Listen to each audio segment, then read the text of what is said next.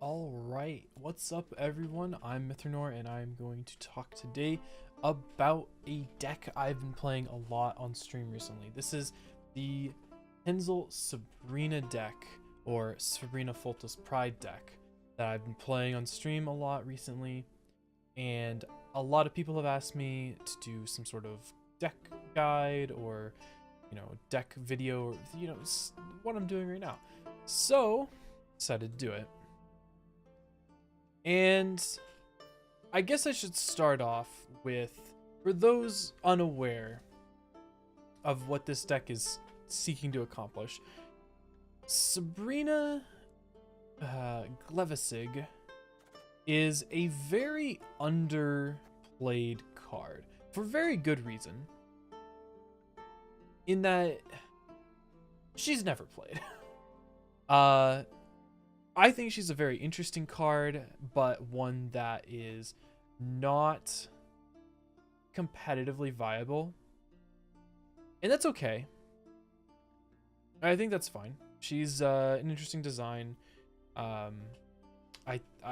She's just not a design that is going to be competitively viable.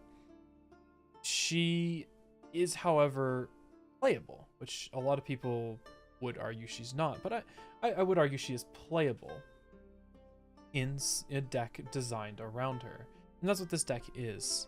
So first off, Sabrina, what she does, she's a 3-point silver spy, much like Iris is, but she's Northern Realms only, whereas Iris is a neutral card. So what Sabrina does is, like Iris, she's a Death Wish ability. So she doesn't do anything when you play her. She only has something that happens when she gets killed or removed from the board. And so her Death Wish is set the power of all units on the row to the power of the lowest unit on the row. Now, that doesn't sound that amazing, right? Like, that sounds like, okay, whatever. Like, you would have to set up a lot in order to get value out of this. You'd have to have as low a unit as you possibly can on the row she dies on, and have as many high point units on that row as possible. And we all know people like to not row stack their big units all on one row. They do it to avoid Igni most of the time, and just to spread their units out on different rows. So she is difficult to get value out of by just playing her and killing her, right? So what the deck does is it seeks to set up a scenario where Sabrina can get a lot of value. And it does so in a kind of unique way by using the little bit of movement tools that Northern Realms has at their disposal. And one of those being Foltest Pride. So this is a Northern Realms only card, and it's a 10-point silver machine. Damage an enemy by 2 and move it to the row above. Crew to repeat this ability.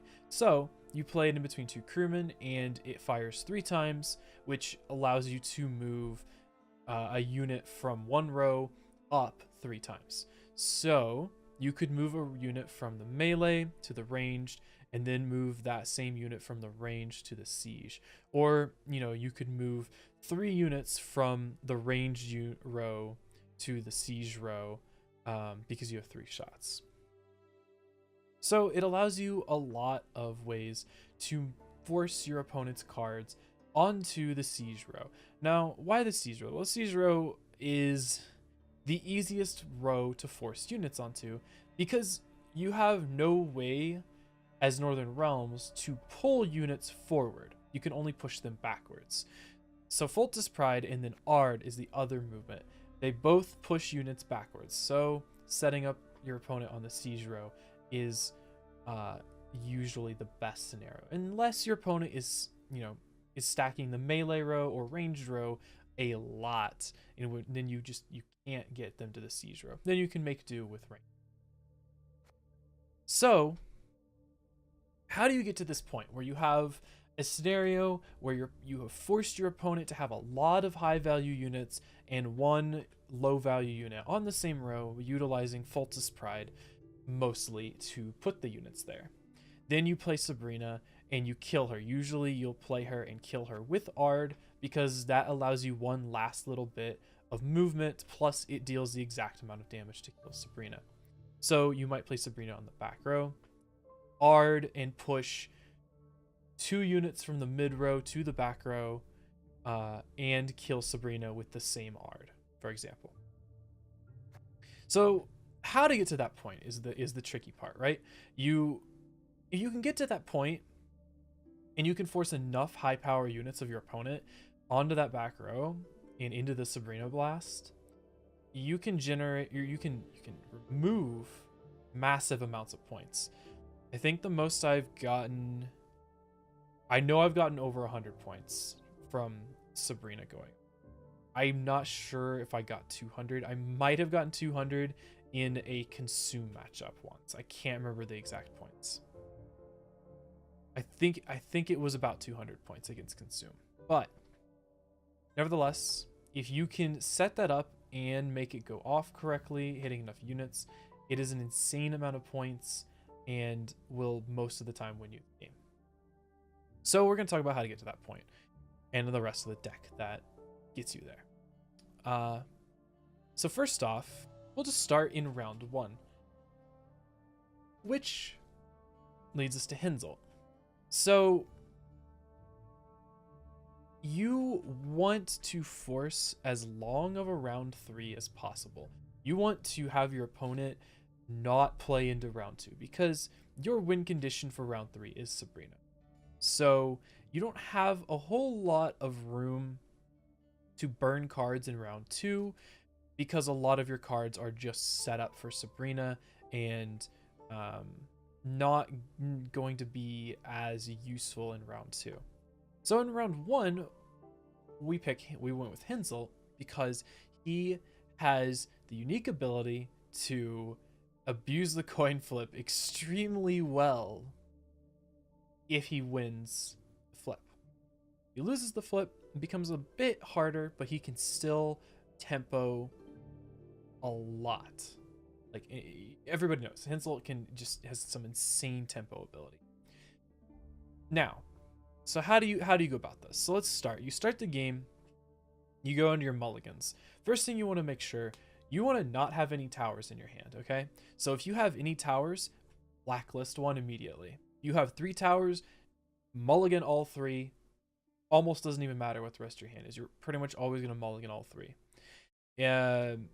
Once you don't have towers, then or let's say you have 2 towers, mulligan 1, and then take a look. Do you have any rams? If you have any rams, probably mulligan one of those as well. Then mulligan the last tower so that you get better blacklisting on that ram to try to find your golds and silvers better. Usually don't want to mulligan reconnaissance or winch though, because those reconnaissance is a thinning card and winch is a very important card for you in round 1.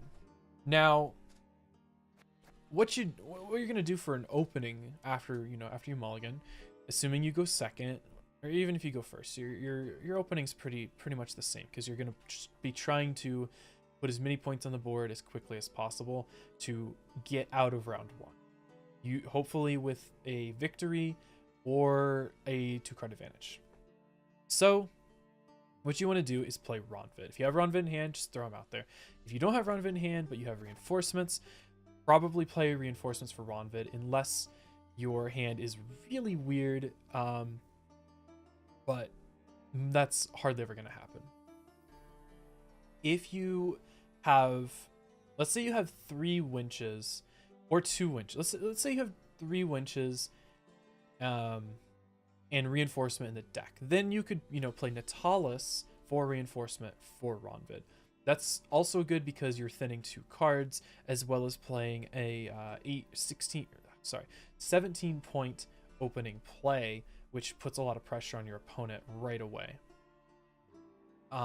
Next thing you want to do is you want to try to winch into a siege tower as quickly as possible. So if you played Ronvid from hand or from reinforcements, which was from hand, and you have Natalis, play Natalis, play a winch from Natalis and try to find a tower. Play that tower. Usually you want to play it next to Ronvid to get, the crewman bonus. However, if you know your opponent is going to be running Scorches, like if you're against an Ithne Scoia'tael or a lot of Scoia'tael decks, you might want to play around Scorch by putting the tower on a different row so it doesn't have more points than Ronvid. So if they can't Scorch your tower, they can only Scorch Ronvid.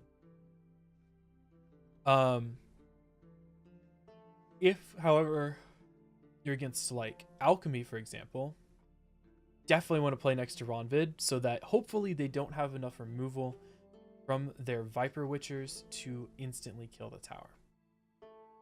Alright, so once you get your winch, if you don't get it on the first, or once you get your tower, if you don't get it on the first winch, try again with the second. If you don't get it in all three, well, you're in a bit of a rough spot.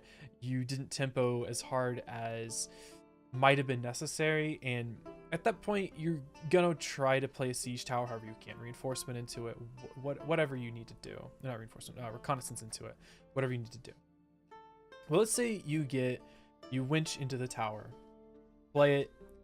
Next turn is you Henzult. You pull that Henzult out, you pull those 3 towers out of your deck, and you put Henzult next to Ronvid, you put a tower in between them for 14 points, and then you put the other 2 towers on either side, getting 12 points each. So that's 12, 24, 38 plus the 3 points from Henzult is a 41 point play right there.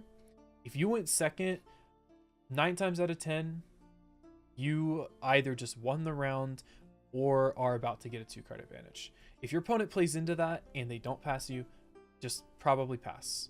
If they don't play into it and pass, hey, great, you won the round on even cards. It's even better.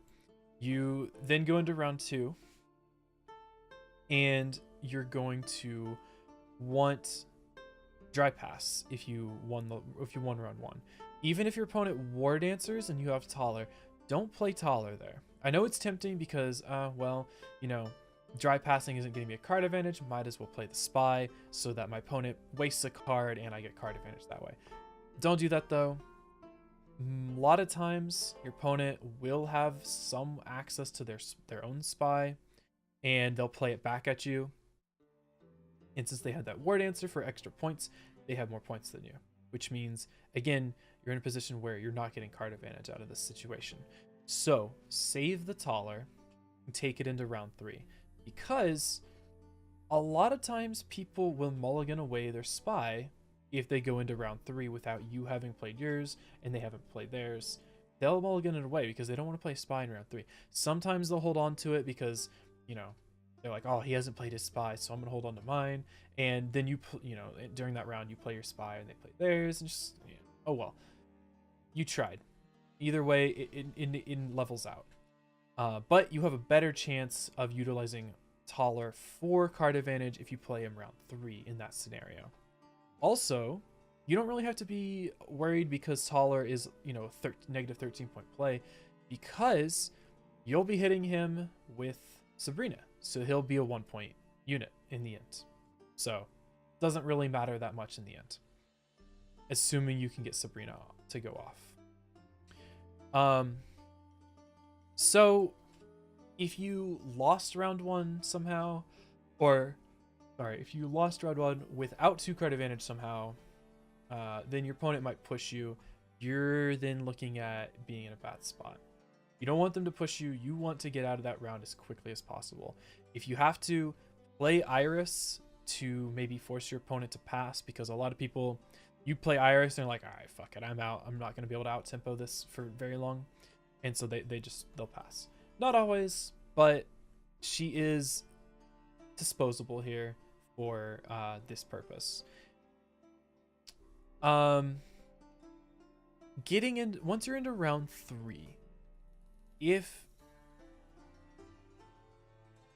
what you want to have is a hand with Foltest Pride, Sabrina, and Ard. Those are your 3 key cards. Taller is also good. Not as important as those 3 though. Dijkstra, again, good. Not as important as those three. If you have those three, you open yourself up for a very, very promising round 3. Especially if you have card advantage. So let's say you get into round 3. You have Taller, Sabrina, Foltest Pride, and Ard in your hand. That's an amazing hand to have right there. You'll probably have a couple reconnaissances still as well. So you're going to want to play the reconnaissances before you play Taller.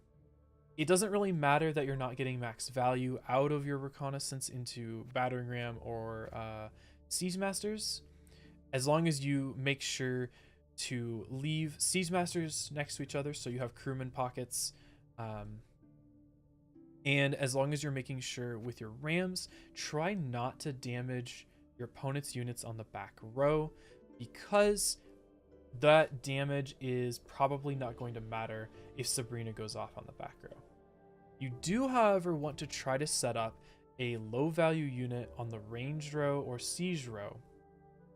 4 or 5 points is perfect, because then you can hit that unit with Ard to have a 1 or 2 point unit for Sabrina. So it's all about setup. You're playing your rams a little bit for value. Try to hit units on the front row for the most, and then use their damage for just setting up for Sabrina in that way. So once you're out of other thinning cards, you're out of reconnaissances in hand. You've already used reinforcement. You've already used Natalis.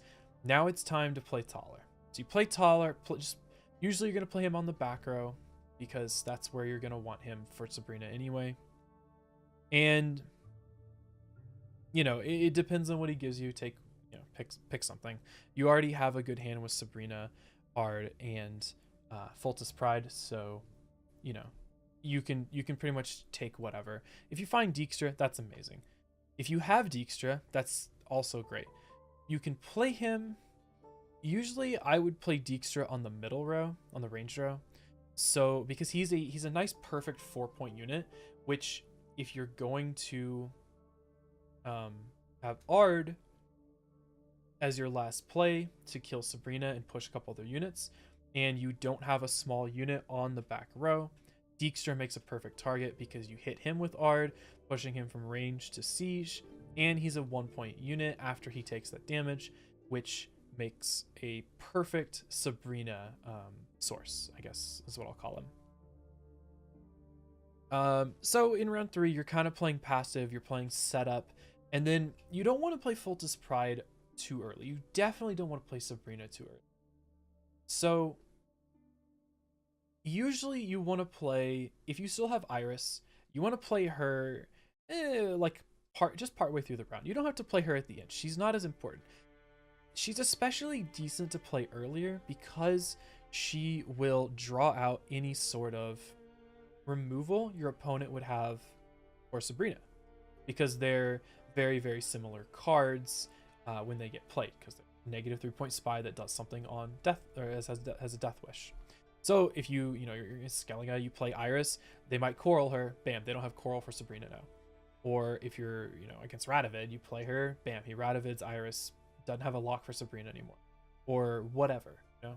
Maybe they Isengrim Outlaw into Kiaran and lock Iris, but they can't do anything about Sabrina now.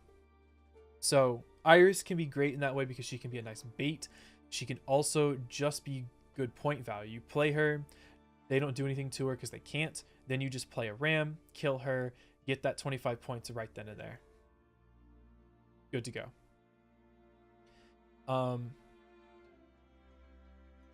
So once you've whittled your hand down to Sabrina, Foltest Pride, Ard, and maybe a Siege Master, okay? At this point, it's probably a good idea to play Foltest Pride, unless you just have absolutely no targets for Foltest Pride to push to the back row. Then maybe just play the Siege Master and hope your opponent plays another big unit on their next turn.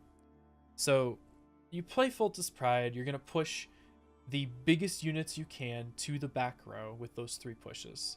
Then the next turn you can play the Siege Master to get another 3 pushes to push more units around, okay?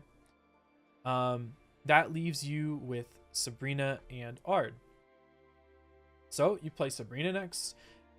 Assuming you got card advantage, if you got a card advantage, if you are going second and got a card advantage, you get 2 plays without your opponent being able to do anything. So you play Sabrina, and all they can do is watch. They just see the card, they can't do anything about it. So you play Sabrina on the back or middle row. Just make sure you didn't fill up the back row at some point. That's another thing to do with the Rams, is if your opponent fills up that back row, you can use the Rams to try to clear off of some units to make sure Sabrina can fit on the back row. So anyway, you play Sabrina on the back or middle row, and then you play Ard, you hit Sabrina, you hit, if you need to set up a small unit, then you hit something to make a small unit with Ard, and then you hit whatever the biggest unit you can on the ranged row to the sieged row, and just watch the points they have disappear. That's pretty much it. That's the combo. So I guess I'll go through a bit more specifics on a couple cards. Mainly Shawnee. A lot of people ask me if this deck wouldn't be better if I ran another gold. Royal Decree is often brought up. However, I think Shawnee is a good card in this deck. She is flexible for the deck. All right. So she is not as strict about when you play her as some of the other golds. Like Natalis had a very specific purpose. Ard has a very specific purpose. Dijkstra is sort of a either just play points, or in round 3, if you don't have part of your combo, then you save Dijkstra and you just kind of have to YOLO with Dijkstra and hope he pulls the card that you didn't get, right? So you didn't get Sabrina, play Dijkstra second to last with Ard in your hand and hope he pulls Sabrina. You might just lose because he didn't pull Sabrina, but hey, it happens. It's card game. Shawnee, on the other hand, doesn't have that specific purpose. She is a much more flexible card, like I said. So let's say in round 1, you're against Alchemy. The Viper Witcher kills your tower. Shawnee it to life again. There you go. Good use of Shawnee right there. That's just a good use of the card because reses are very, very strong. So you res the tower. It now has that armor on top of its boost, so it probably can't get killed by the Viper Witcher again. Then you have your Hinselt available again.